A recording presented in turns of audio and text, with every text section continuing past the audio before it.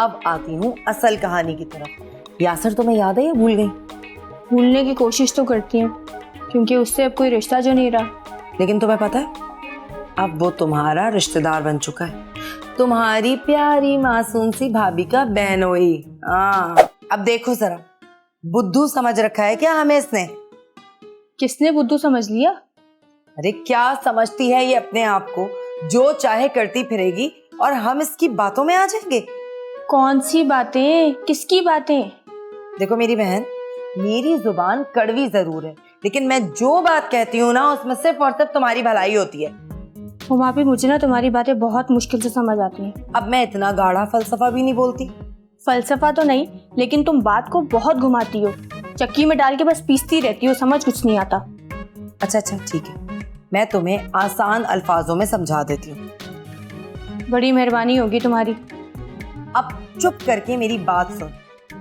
जो अमेरिका वाला रिश्ता है, उसने अपनी बहन के लिए क्यों नहीं पसंद किया, बता। बात हो तो गई थी और तुमने मेरा साथ देने को भी कह दिया था। अब बार बार ये बातें क्यों दोहरा रही हो?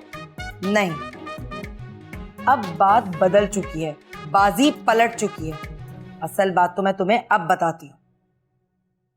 और वो जो अमेरिका का रिश्ता था ना, उसमें जरूर कोई ना कोई खराबी थी जिसे हमारे सर मारा जा रहा था। हो सकता है तुम्हारा अंदाजा बिल्कुल गलत हो।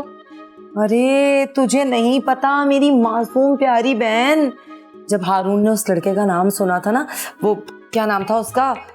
क़याम।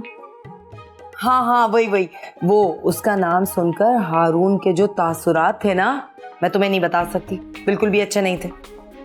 लेकिन वो हमारे बारे में बुरा क्यों सोचेंगी? अब आती हूँ असल कहानी की तरफ। यासर तुम्हें याद है या भूल गई?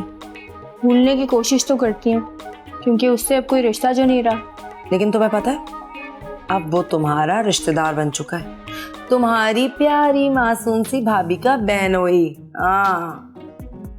क्या कह रही हो उमा अभी? अब देखना कैसे मासूम और भोली बन जाएगी, मुझे तो कुछ मालूम ही नहीं था।